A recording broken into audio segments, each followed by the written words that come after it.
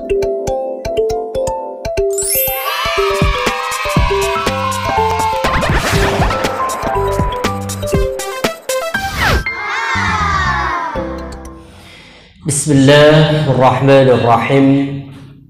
Assalamualaikum warahmatullahi wabarakatuh. Innal hamdalillah nahmaduhu wa nasta'inuhu wa nastaghfiruh wa na'udzu billahi min shururi anfusina wa min sayyiati a'malina.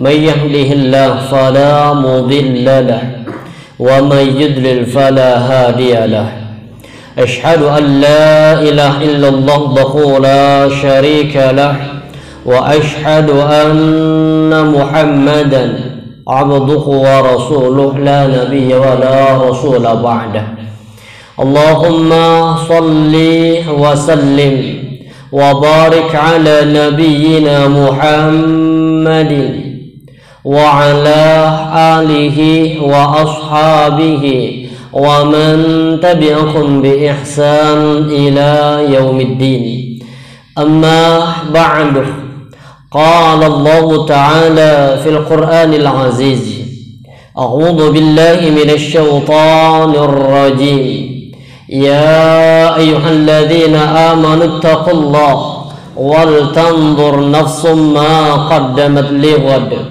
واتقوا الله إن الله خبير بما تعملون وقال في آية الأخرى يا أيها الناس اتقوا ربكم الذي خلقكم من نفس واحدة وخلق منها زوجها وبث منهما رجالا كثيرا ونساء واتقوا الله الذي تساءلون به والأرحام إن الله كان عليكم رقيبا وقال رسول الله صلى الله عليه وسلم في حديثه أيها الناس اتقوا الله وأجملوا في الطلب فإن نفسا لن تموت حتى تستوفي رزقه وإن أبطأ منها واتقوا الله وأجملوا في الطلب خذوا ما حل وضعوا ما حرم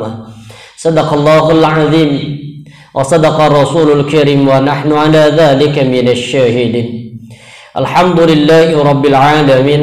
Para jamaah sidang salat subuh Masjid Imam Bonjol, ya insyaallah senantiasa dalam lindungan Allah Subhanahu wa Ta'ala. Tidak henti-hentinya kita terus bersyukur kepada Allah akan semua karunia yang Allah kurniakan kepada kita, atas semua bimbingan yang Allah bimbing kita untuk senantiasa bertaqarrub kepada Allah Subhanahu wa Ta'ala. Semoga apa yang kita lakukan ini menjadi tanda rasa syukur kita kepada Allah dan sekaligus sebagai sarana Allah mencintai hamba-hambanya. Karena Allah ingatkan kepada kita dalam sebuah hadis qudsi, وَلَا يَزَالُ عَمْدِي يَتَقَرَّبُ إِلَيَّ بِالنَّوَافِلِ حَتَّى أُحِبَّهُ. Dan tidaklah seorang hamba terus menerus istiqamah bertaqarrub mendekatkan dirinya kepada Allah Subhanahu wa Ta'ala dengan media amalan-amalan sunnah hatta uhibbahu, sampai Allah mencintainya. Dan ini banyak kisah dalam hadis, banyak kisah yang dicontohkan adalah para sahabat, bagaimana sahabat mendapatkan cinta Allah dengan amalan-amalan yang istiqamah dari amalan yang sunnah walaupun amalan itu kecil. Makanya Nabi ingatkan kepada kita, ya ayyuhan nas, wahai manusia, khudhu minal a'mali ma tutiqun. Kata Rasulullah, lakukan amalan-amalan yang sunnah ma tutiqun, sesuai dengan kemampuan yang kita miliki. Fa inna Allah la yamallu hatta tamallu. Karena Allah senantiasa tidak akan pernah merasa bosan dengan amalan-amalan ubudiyah yang kita lakukan walaupun sekecil apapun itu. Yang kita khawatirkan di sini kata Nabi, hatta tamallu.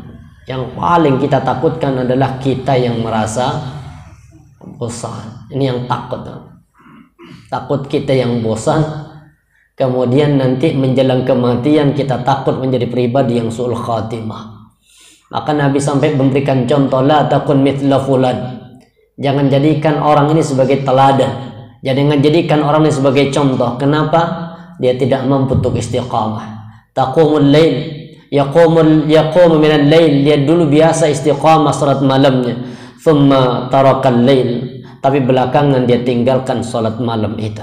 Sebuah amal yang sunnah, yang sudah istiqamah, sebisa mungkin kita bawa sampai nanti kita menjadi orang yang husnul khatimah. Apalagi amalan-amalan yang wajib. Seperti talabul ilmi ini wajib. Talabul ilmi faridah. Talabul ilmi, menuntut ilmu itu hukumnya fardu. Kalau ilmu agama itu fardu ain. Tapi kalau ilmu umum itu fardu kifayah. Ilmu kedokteran itu fardu kifayah. Kenapa? Karena kita tidak akan diminta pertanggungjawaban tentang kita ilmu umum. Tapi kalau ilmu agama, setiap person itu pasti akan diminta pertanggungjawaban. Makanya Rasulullah ingatkan kepada kita, la tazulu qadama 'abdin. Tidak akan pernah bergeser kaki seorang hamba, kata Nabi, hatta yus'alu an arba'. Sampai nanti hamba ini ditanya oleh Allah dengan 4 perkara. Salah satunya adalah an ilmihi bima fa'ala. Dengan ilmumu, apa yang kau lakukan. Makanya kita talabul ilmi sebagai bentuk kewajiban kita kepada Allah. Tapi ingat, semua ilmu yang kita dapat akan diminta pertanggungjawaban oleh Allah. Makanya ini yang paling kita takutkan. Apa kata Rasulullah? Asyaddun nasi 'adzaban yaumal qiyamah. Siksa terberat yang akan ditimpakan oleh Allah kepada manusia pada hari kiamat itu, alimun la ya'malu bi'ilmi. Orang yang ngerti, orang yang faham, orang yang alim, la ya'malu bi'ilmi, tetapi dia tidak mampu untuk beramal dengan ilmu itu. Maka bisa jadi orang yang paling mudah masuk surga nanti orang bodoh. Benar kan? Dalam artian begini, kita orang-orang lawas dulu, orang-orang lama kan kurang paham tentang masalah urusan dalil-dalil.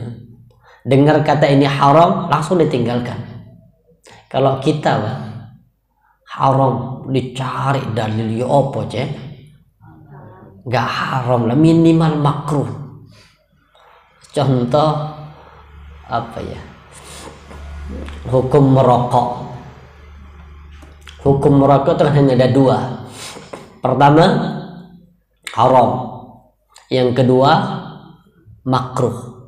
Kan alhamdulillah para bapak nggak ada ngerokok. Ya di sini, di luar gak tahu. Nah, contoh gini, apa kata Allah? Wala tulqu biaidikum ila ta'luka. Jangan kau lemparkan dirimu kepada kebinasaan. Maksudnya apa? Jangan kau korbankan dirimu kepada sesuatu yang akan menjadikan diri kita binasa. Dan contohnya ya nggak usah jauh-jauh lah, apapun lah yang menjadikan kita binasa, kan haram kita di sana. La darara wala dirar. Ini kita nggak boleh berbuat dirar pada orang lain, dan jangan kemudian dirar orang lain yang ditimpakan pada kita, jangan kita balas dengan dirar yang sama. Seperti contoh, kita ke masjid kehilangan sandal. Kenapa ke masjid kok kehilangan sandal, Ustaz? Ya wajar dong, sandalnya di luar. Ya kan, orang mohon maaf, sebelah itu kan kadang nuduh, ke masjid sandalnya hilang. Ya wajar dong, sandalnya di luar. Kenapa kok di sebelah sandalnya nggak hilang? Karena dibawa masuk, dipakai. Jadi wajar kalau nggak hilang. Apa yang hilang? Ya mungkin motornya di luar. Jadi kadang jadikan hinaan-hinaan itu. Tapi para jamaah dirahmati Allah, jadi wajar kalau kemudian tuduhan-tuduhan itu, kayak kita muslim lah, kita sadar itu bahwa tuduhan-tuduhan kadang sandalnya hilang dan sebagainya. Versi kita itu biasa. Kadang kotak amal hilang. Yang terbaru kemarin di sini sampai ditangani sama kepolisian kemarin malam hilang. Bukan wajar apanya, karena emang di masjid juga dibawa pulang malah. Kalau dibawa pulang kemudian hilang, itu yang jadi masalah. Maka pada zaman rahmati Allah, kita ini belajar ilmu agama tujuannya bukan hanya untuk ini, Pak. Tujuannya hanya untuk apa? Agar kita mampu beramal dengan ilmu agama itu. Kalau untuk tujuan jadi ustadz, tujuan jadi kiai, terlalu naif itu. Makanya kemudian bisa jadi orang alim itu paling berat siksanya dibanding dengan orang-orang bodoh, dan Nabi mengancam itu. Asyaddun nasi 'adzaban yaumal qiyamah alimun la ya'malu bi'ilmi. Terdahsyatnya siksaan seseorang kelak pada hari kiamat orang berilmu tapi tidak mampu untuk beramal dengan ilmunya. Makanya doa minta perlindungan kepada Allah. Kalau kita habis ta'lim, minta Allahumma anfa'na bima 'allamtana wa 'allimna ma yanfa'una wa zidna 'ilma. Habis ta'lim juga minta kepada Allah, Allahumma inna na'udzubika min 'ilmin la yanfa' wa qalbin la yahsha wa du'an la yusma' wa nafsin la tashba'. Orang cerdas kadang kenapa kok ancamannya berat? Kan orang cerdas itu tahu dalilnya, hukumnya jelas haram, tapi masih diputar bagaimana kemudian tidak berubah menjadi haram tapi minimal makruh. Contoh bunga haram, riba, diputar, hilang nama bunganya, berubah menjadi apa? Dipotong administrasi. Tapi kalau orang lawas dulu, bapak ibu kita bilang ini tidak boleh, seketika itu ditinggalkan. Iya, makanya saya berpikir begini, ternyata mungkin orang bodoh secara ini, yang bodoh langsung mengamalkan, itu lebih mudah masuk surga daripada orang pintar tapi masih muter hanya untuk mengamalkan itu. Para bapak contohnya, saf yang terbaik di mana? Depan. Yang penuh pertama Jumatan. Kenapa kira-kira? Apakah mereka nggak tahu dalilnya keutamaan saf depan? Hafal, Pak. Bahkan Jumatan diumumkan. Kalau khatib sudah naik ke atas mimbar, maka apa? Ansitu wasmahu rahimahullah. Ansitu, diam, wasmahu, dengarkan rahimahullah. Yang pojok itu tetap yang main HP, yang ngobrol ya tetap ngobrol. Padahal Nabi mengatakan kalau Jumat itu tangan kita itu bermain-main dengan pasir, itu faqat lagauta. Karena di zaman Nabi itu kan pakai apa?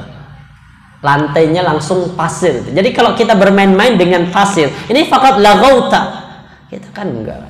Makanya pada zaman rahmati Allah, kita talabul ilmi sebagai bentuk kewajiban, tapi minta kepada Allah agar ilmu yang ada dalam dada kita ini itu dijadikan kemudahan oleh Allah untuk bisa kita amalkan. Dan ilmu yang sudah kita amalkan baru derajatnya, kalau kata Ibnu Mas'ud, apa kata beliau? Yarfa'illahu alladhina amanu minkum walladzina utul ilma daraja. Ada dua yang Allah angkat derajatnya kelak pada hari kiamat. Pertama, orang-orang yang beriman, yang dibangun kehidupannya dengan keimanan kepada Allah. Yang kedua, orang yang beriman, yang dibangun landasan imannya dengan ilmu. Makanya kemudian bandingannya kata Ibnu Mas'ud antara orang yang beriman dengan orang yang beriman plus berilmu, maka orang yang beriman dan berilmu itu 70 derajat lebih tinggi daripada hanya sebatas orang yang beriman. Maka alhamdulillah pagi hari ini Allah bimbing kita untuk bisa duduk bersama dalam satu majlis ilmi. Semoga ini tanda cinta Allah kepada kita. Tapi para zaman rahmati Allah, kita masih melanjutkan materi kita beriman kepada para rasul-rasul Allah. Untuk membuktikan ada rasul-rasul Allah, maka kisahkan pagi hari ini kisah-kisah para nabi di dalam Al-Quran. Ini Allah jelaskan surah An-Nisa ayat 164. Warusulan, rusul itu jamak dari kata rasulun. Kalau satu rasul, kalau rusul itu banyak.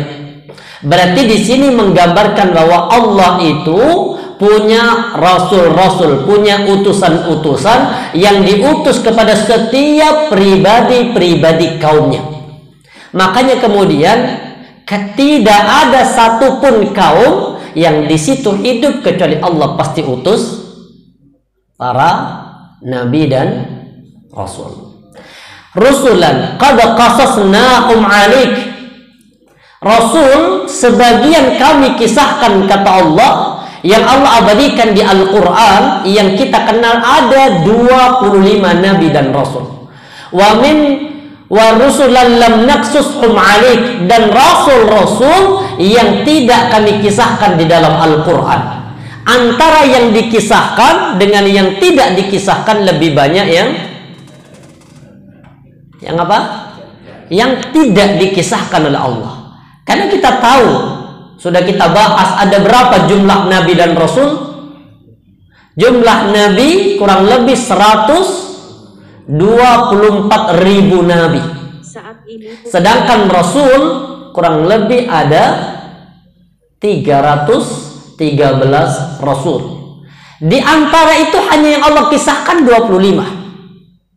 Maka jamaah dirahmati Allah, berarti para nabi, para rasul ini setiap umat Allah utus untuk apa? Memberikan peringatan. Dan tugasnya sama, setiap para nabi, setiap para rasul tugasnya sama. Apa tugasnya?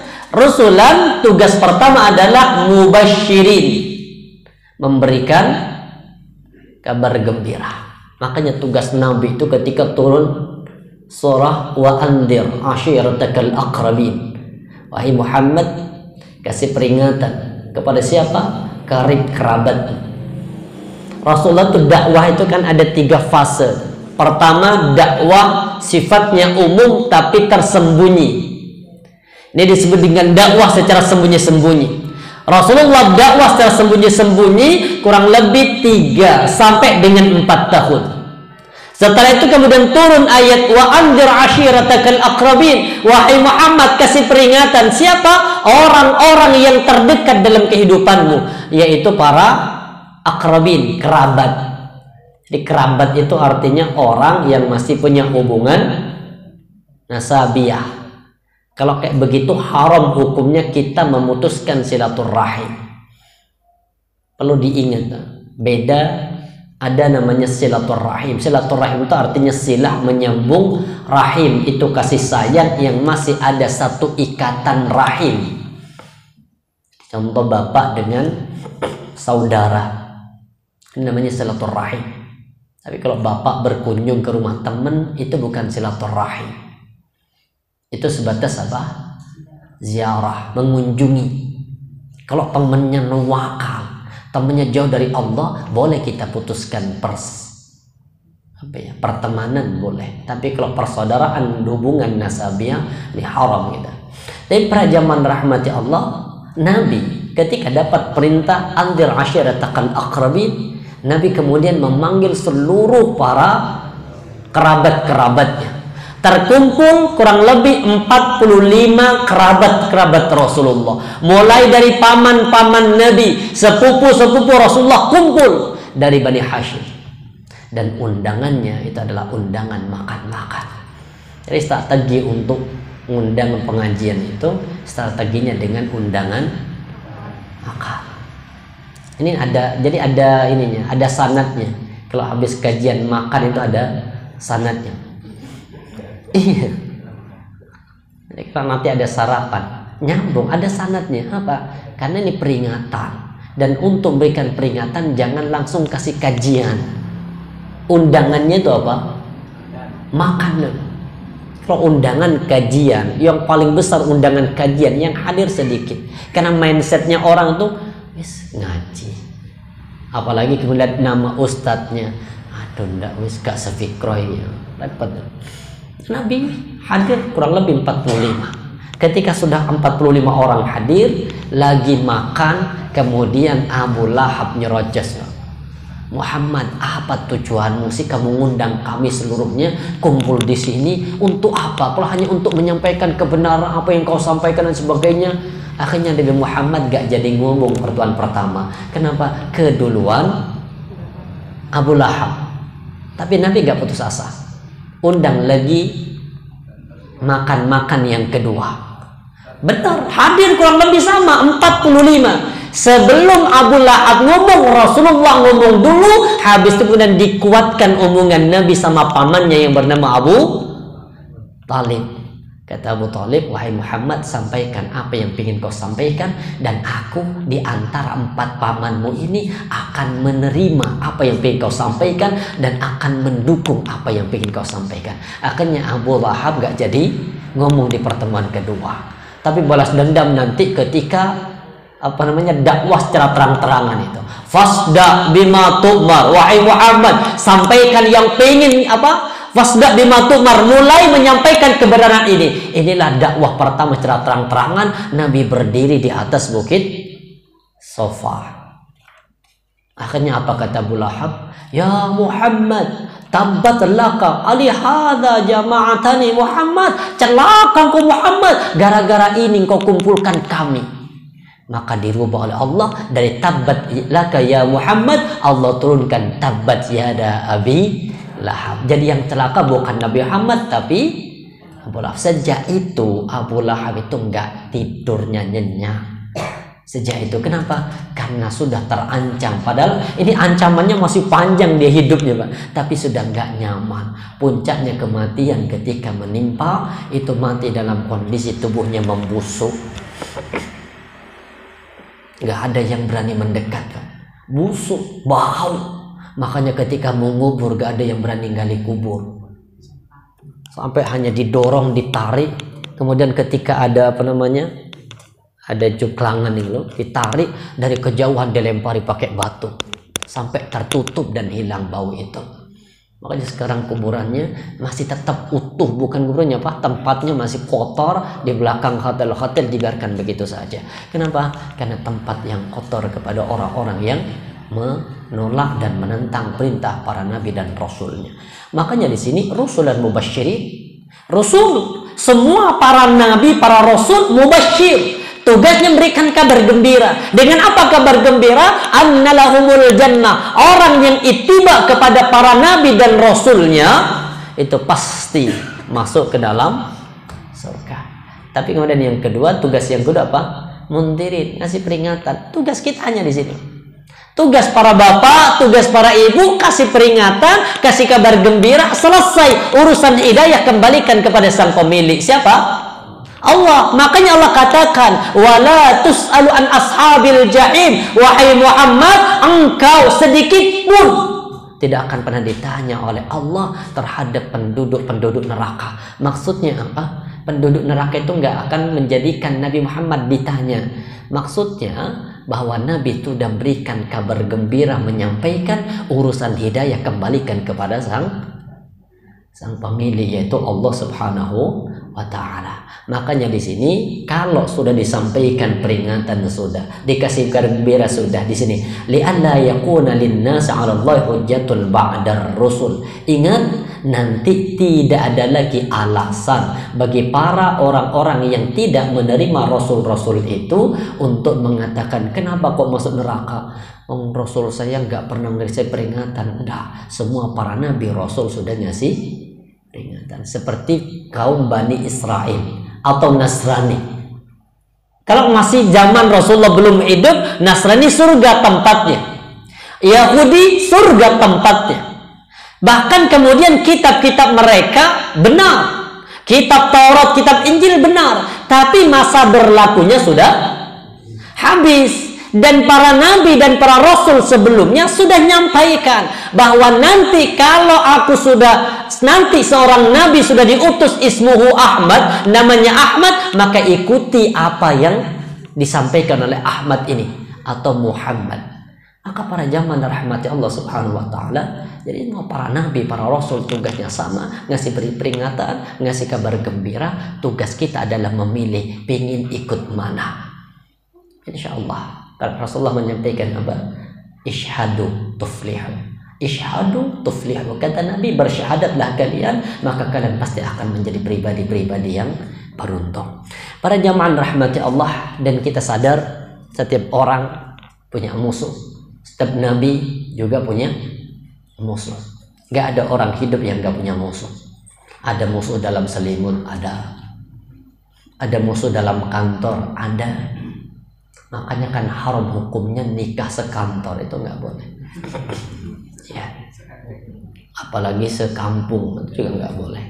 nikah tetap hanya 1 atau maksimal 4. Tapi para jamaah rahmati Allah, wa kadzalika ja'alna likulli nabiyyin aduwan syayatinal insi wal jin. Berarti setiap para nabi pasti ada penghalang-penghalang untuk menghalangi dakwahnya para nabi dan rasul. Itu pasti. Para nabi pasti ada musuh. Para rasul pasti ada musuh. Untuk apa? Untuk Allah kemudian memberikan kasih sayang. Dari mana? Disitulah ada ujiannya. Makanya ketika Nabi ditanya, siapakah orang yang paling berat ujiannya? Maka Nabi mengatakan apa? Para nabi dan rasul. Kenapa para nabi dan rasul? Karena keimanannya semakin kuat. Sampai puncaknya ada namanya 5 nabi yang dikenal dengan ulul azmi. Ada berapa ulul azmi? Mim, nun, apa? N. Siapa nih? Pertama Nuh. Habis Nabi Nuh, Ibrahim. Habis Ibrahim, Musa. Habis Musa, Isa. Dan yang terakhir Muhammad. Kenapa ada mim ini atau ulul azmi? Karena nabi yang paling berat menghadapi ujian-ujian dari kaumnya itu adalah para ulul azmi ini. Contoh Nabi Nuh, bagaimana Nabi Nuh menghadapi kaumnya sampai puncak Nabi Nuh gak mampu lagi menghadapi kaum, dipasrahkan kaum itu kepada Allah, hanya tinggal angkat tangan. Apa doanya Nabi Nuh? Rabbi la tadhar 'alal ardi minal kafirin dayyara. Ya Allah, ini maksudnya angkat tangan sudah apa? Wis nyerah lah, bahasa gak mampu lagi Allah. 950 tahun berdakwah, pengikutnya kurang lebih hanya 80 orang. Ini kalau nyalon presiden, persiapan untuk jadi presiden berapa? 950 tahun. Ini nggak jadi. Bayangkan dakwah 950 tahun itu gagal. Secara apa gagal? Secara kuantitas gagal. Tapi tidak ada nabi yang gagal dalam berdakwah. Tapi kalau dihitung dengan lama, 950 tahun dengan 80 orang, berarti per tahun berapa orang yang menjadi pengikut? Gak nyampe 1 kan? Makanya kalau ada dakwah, kajian yang hadir hanya 2 orang, bersyukur. Kenapa? Nabi Nuh itu loh, 950 tahun hanya 80. Saat gak ada jamaahnya, walaupun hanya 1, 2, bersyukur. Kenapa? Karena urusan hidayah Allah yang membuka itu. Tugas kita hanya ngasih peringatan, selebihnya kembalikan kepada Allah sang pemilik itu. Jadi jangan khawatir, karena kesuksesan dakwah itu bukan dengan kuantitas, tapi kesuksesan dakwah itu dengan kualitas. Makanya para sahabat itu, lihat, para sahabat Nabi ada berapa jumlahnya? Banyak sahabat Nabi, ratusan, bahkan mungkin ribuan. Tapi di antara itu yang masyhur, yang punya berkualitas di zaman Nabi berapa? Para ulama-ulamanya, itu para sahabat-sahabat yang masyhur, itu kurang lebih hanya 150-an. Jadi tidak terlalu banyak, sama dengan kayak penduduk Indonesia ini. Banyak penduduknya, tapi kemudian yang berkualitas berapa? Kalau ingin tahu kualitas orang itu, coba ngecek setiap masjid di waktunya sholat subuh.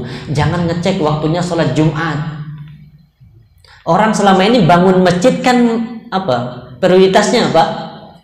Jumat. Makanya semua masjid itu pasti ada lantai 2. Pada lantai 1 hanya 2 soft.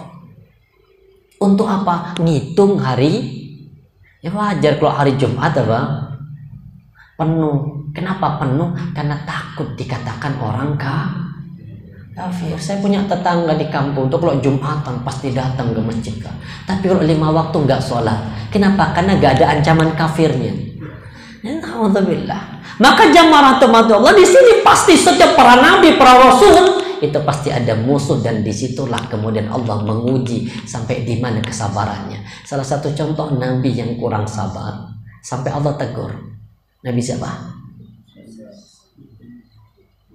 Nabi Yunus. Nabi Yunus itu gak sabar. Maksudnya gini, suruh berdakwah ya sabar sudah, tapi mungkin kayak kita, sabar itu ada batasnya. Nggak ada batasnya, Pak. Nggak ada jualan sabar, nggak ada isi ulang. Sabar nggak terbatas. Makanya sobrun, sod, ra, sobrun, sod itu pertama namanya so'abun, sulit. Orang sabar itu sulit. Kemudian ba'id, jauh. Orang sabar itu bukan hanya sehari, tapi butuh apa? Butuh berlama-lama ini. Sampai kemudian baru rahmah, Allah turunkan kasih sayang. Nabi Yunus itu kurang sabar di mana? Mendapati kaumnya yang tidak mau taat kepada perintah Allah dan Rasulnya. Sampai pada akhirnya apa? Ya Allah, Nabi Yunus menjauh. Dari kejauhan mengancam kaumnya, kalau kalian tidak mau lagi kembali kepada Allah, maka aku akan pasrahkan kalian kepada Allah. Nabi Yunus menjauh dari kampung itu untuk apa? Agar Allah turunkan azab dan tidak mengenai terhadap diriku. Ternyata ketika Nabi Yunus menjauh, pergi dari kampung itu, penduduk kampungnya berubah, bertaubat kepada Allah. Taubat akhirnya, Pak. Dan ternyata taubat, ingat kepada Allah, itu akan menjadi sarana menghilangkan azab dan musibah dari Allah. Akhirnya Nabi Yunus lihat dari kejauhan, kok nggak turun-turun azab ya? Benar. Padahal sudah tak doakan, kok gak turun-turun. Ternyata ketika ditinggalkan sama Nabi Yunus, taubat. Makanya kemudian taubat itu menjadi penghalang turunnya musibah. Ternyata Nabi Yunus akhirnya lari tetap. Maka Allah rubah Nabi Yunus yang kemudian Allah uji. Akhirnya kemudian di antara penduduk di atas perahu itu, nama Nabi Yunus ketika dikocok keluar terus.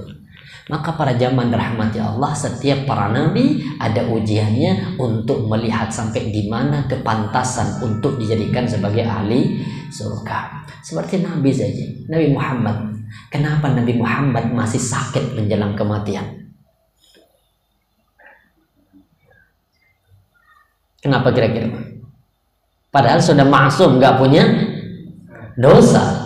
Kenapa menjelang kematian sakit? Bahkan Nabi mengatakan apa? Sakitku itu 2 kali lipat dibanding dengan sakit yang dirasakan oleh umatku. Panasku 2 kali lipat dibanding dengan panasnya yang dirasakan oleh umatku. Dan sakratul mautku, sakitnya 2 kali lipat dibanding dengan sakratul maut umatku. Nabi itu panas. Berapa maksimal panasnya seseorang? Puncak berapa? 40 ya? Berarti Nabi itu sampai dengan 80. Makanya Rasulullah pernah menjelang mau sholat isya itu, saking panasnya Rasulullah, habis wudhu pingsan lagi. Nanti ketika sudah siuman wudhu pingsan lagi, saking panasnya. Ini kalau kayak kita pas step lah itu. Kenapa Nabi masih seperti itu sakitnya? Ini tadi untuk memantaskan ketika para nabi Allah tempatkan di surga firdaus yang tertinggi, pantas. Kenapa? Karena yang dihadapi ujiannya begitu. Kalau kita kemudian, mohon maaf, hidup dulu bapak sudah kaya, enak, habis itu nikah dengan orang kaya, gak pernah merasakan kesedihan, mati dalam kondisi kaya, pantas apa tidak kalau minta firdaus? Ya kalau pantas sih, tapi kalau ditempatkan di firdaus belum pantas. Kenapa? Karena ujiannya belum. Nah, makanya tanda cinta Allah, ibtalahu. Kalau Allah cinta seorang hamba, pasti Allah akan menguji. Kita akan bahas kisah siapa yang mau dibahas ini? Nabi Adam dengan iblis, Nabi Nuh dengan kaumnya, Nabi Ibrahim dengan Raja Namrud, atau Nabi Musa dengan Fir'aun? Mana yang mau dibahas?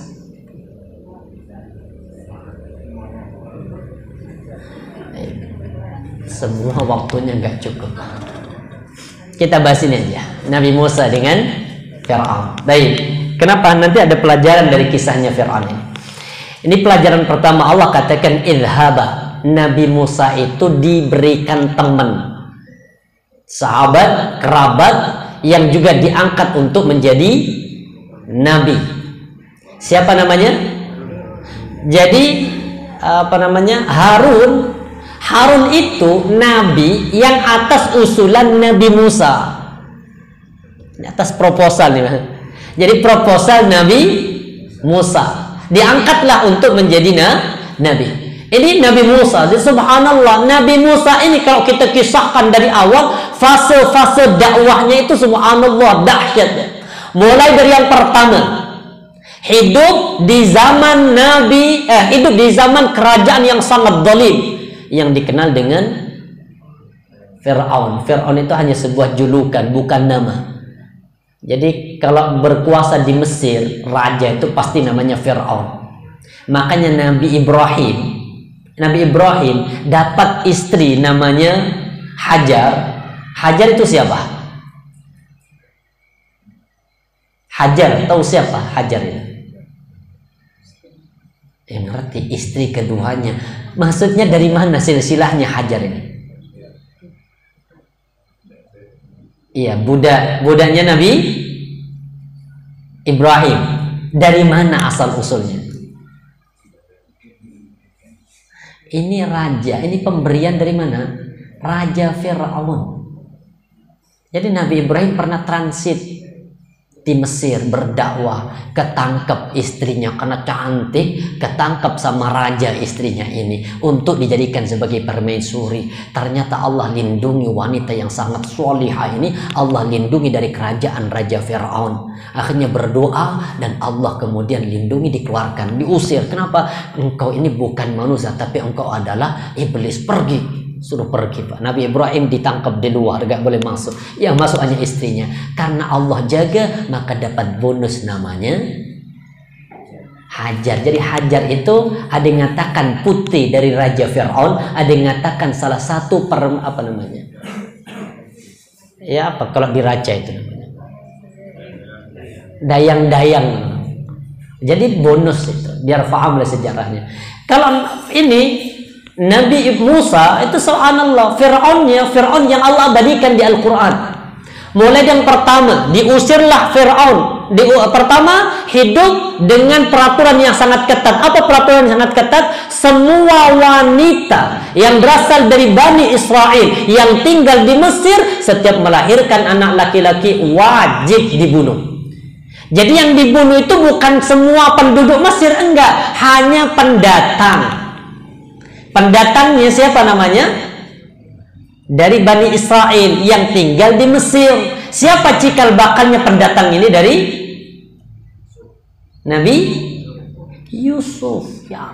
Nabi Yusuf itu kan tinggalnya di Mesir. Dari situlah kemudian peraturan bagi anak laki-laki yang lahir di zaman itu hanya batas berlaku bagi penduduk Bani Israel. Sedangkan Kipti, penduduk asli Mesir, itu tidak diapa-apain walaupun lahir anak laki-laki.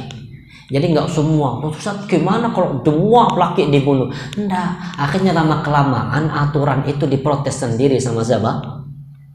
Sama Kipti, sama penduduk Mesir. Kenapa? Karena selama ini pendatang dari Bani Israel itu yang menjadi pembantu-pembantu di perumahan-perumahan mereka. Karena nggak ada lagi anak laki-laki itu, akhirnya kesulitan untuk mencari pekerja keras. Akhirnya diprotes, protes ini kemudian aturannya dihapus. Itu yang terjadi. Habis itu hidup di situ, sudah nggak ada masalah. Puncaknya jadi masalah apa? Ketika keluar dari kerajaan ada dua orang tengkar, yang satu Kipti, yang satu Bani Israel. Ternyata yang Kipti kedorong sama Nabi Musa, mati. Ini baru kedorong loh, mati. Akhirnya karena mati, Fir'aun marah, melarikan diri sampai ke sebuah kerajaan, apa namanya? Negeri Madian. Itulah cikal bakal kenapa sholat asar itu 4 rakaat dinisbahkan kepada kisahnya Nabi Musa. Kalau lihat kitabnya Syekh Nawawi Al-Bantani, kenapa 4 rakaat sholat asar dan kenapa waktunya ketika berangkat dari Nabi Musa, karena Nabi Musa melarikan diri dari Mesir menuju ke negeri Madian. Sampai di negeri Madian, waktunya orang-orang itu memberi minum kambingnya. Berarti kan waktunya mau pulang. Itu kisahnya. Setelah itu kemudian dapat perintah ini lihat, idhaba. Kan pisah nih. Nabi Musa hidup di mana? Madian. Kemudian Fir'aun hidupnya di Mesir. Tapi dakwah belum selesai. Ini ayatnya turun. Idhaba wahai Musa dan temanmu namanya Harun ini pergi kemana? Ila Fir'aun, temui Fir'aun. Loh, kok bisa suruh pergi ke Fir'aun? Kan nggak bisa. Pisahnya sejak apa? Terjadinya pertengkaran itu sampai kemudian menikah, dapat seorang wanita, anak dari seorang nabi namanya Nabi siapa? Yang di negeri Madian. Dari negeri Madian siapa? Dua anak nih. Nabi Syuaib. Dua anak perempuan yang sedang mengembala kambing itu, akhirnya kan ada laki yang kekar, rebutan air, dia menang, diajak pulang ke rumahnya. Ternyata itu adalah rumah Nabi, nikah di situ, hidup besar di situ, baru turun ayat ini. Wah, ayo Musa, tugasmu belum selesai. Apa? Temui Fir'aun. Dan coba perhatikan penggunaan kalimatnya. Innahu tagha, di sini faqula lahu qawlan layyina. Ya, dakwah itu menggunakan kata layyina. Apa layyina? Lemah lembut. Jangan contoh, mohon maaf ya, niatannya benar tapi caranya enggak tepat.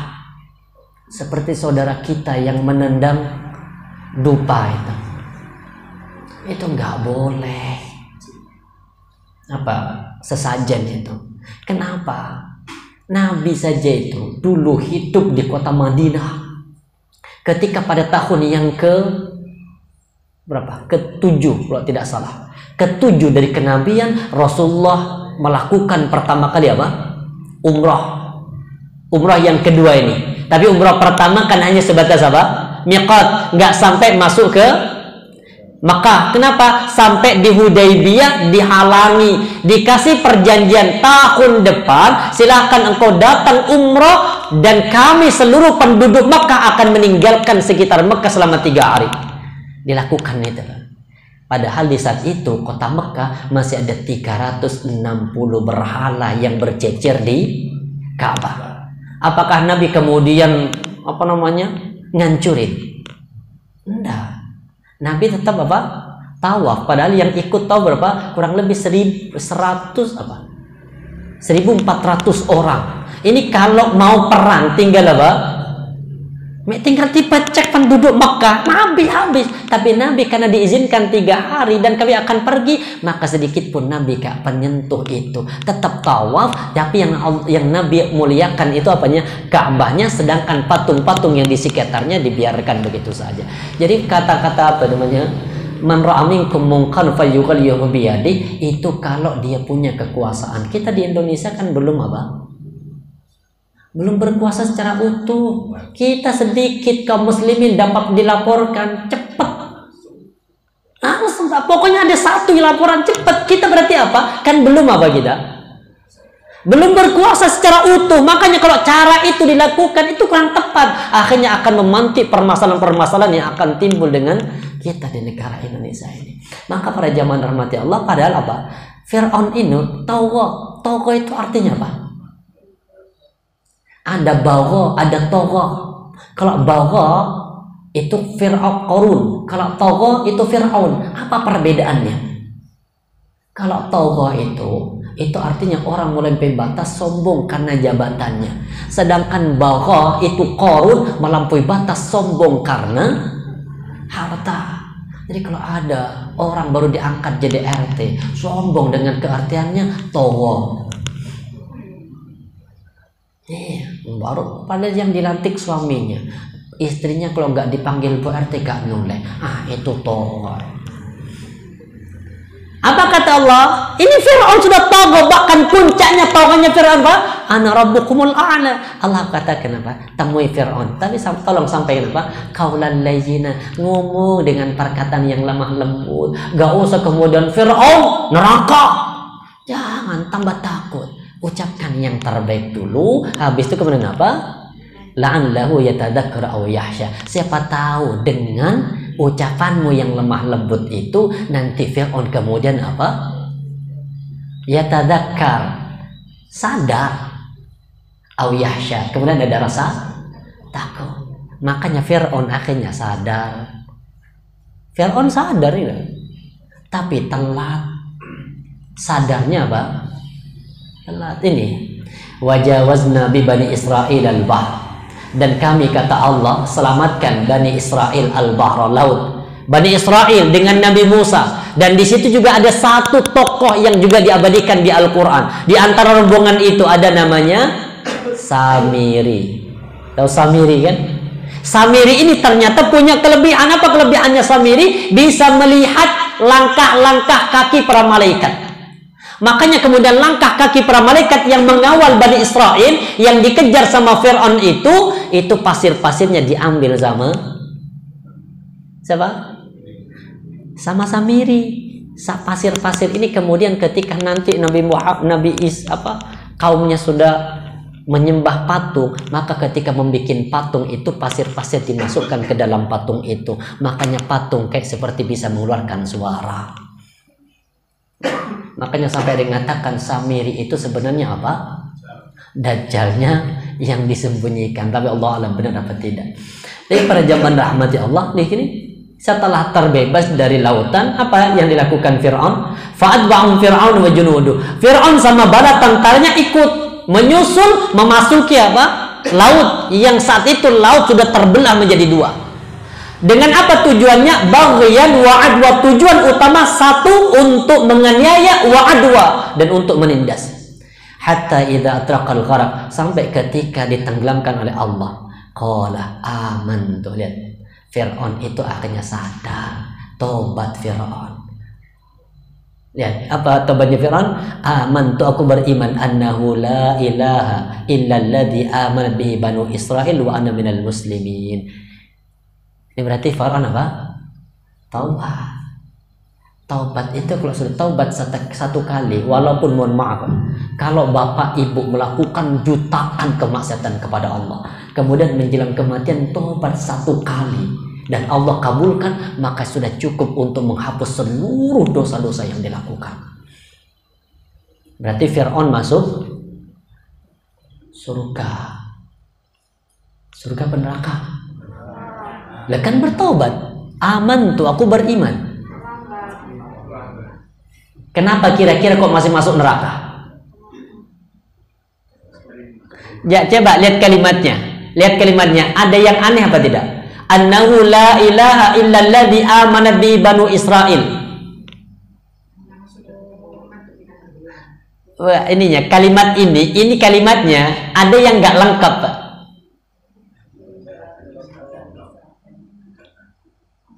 Ayo, di mana nggak lengkapnya? Ini yang menjadikan kemudian Fir'aun itu apa? Nggak diterima oleh Allah. Kurang kata Allah, benar. Kenapa? Karena malaikat Jibril itu takut kalau nanti Fir'aun itu sempat bertobat sebelum meninggal. Makanya malaikat Jibril itu ngambil pasir dari tanah dari bawah laut itu dimasukkan ke mulutnya Fir'aun. Gara-gara pasir itulah maka kemudian dilupakan kata Allah. Coba di sini mengatakan annahu la ilaha illallah, itu pasti masuk surga. Makanya kata Allahnya hilang. Akhirnya apa? Aku beriman tidak ada sesembahan yang hak disembah kecuali sesembahan yang disembah oleh Bani Israel. Sopo tuh yang disembah oleh Bani Israel? Coba bilang la ilaha illallah, masuk mana nih? Husnul khotimah. Kenapa kata Rasulullah tanda husnul khotimah terakhir mengucapkan la ilaha illallah? Ini hilang kata Allahnya, Pak. Akhirnya sesembahan yang disembah oleh Bani Israel itu sopo maksudnya? Bani Israel kan banyak, ada yang nyembah. Nah, akhirnya gara-gara itu kemudian Allah jawab al-an, telat on. Al-an itu artinya sekarang. Kok baru sekarang? Telat. Akhirnya apa? Segini aja. Sebagai bentuk taubatmu, fal yauma, hari ini aku selamatkan di badanmu nih. Faliyawma nunajjika bi badanika, hari ini aku tak selamatkan badanmu toh. Akhirnya badannya Fir'aun utuh sampai sekarang. Kenapa Fir'aun gak diterima taubatnya? Karena apa? Hilang kata Allah. Kenapa hilang kata Allahnya? Karena malaikat Jibril tidak mau kalau nanti Fir'aun masuk surga. Kenapa? Takut dijadikan contoh. Kenapa? Selama kisahnya kan apa? Cuat kisahnya, tapi endingnya kok masuk surga. Ini kalau dijadi contoh kan repot lah.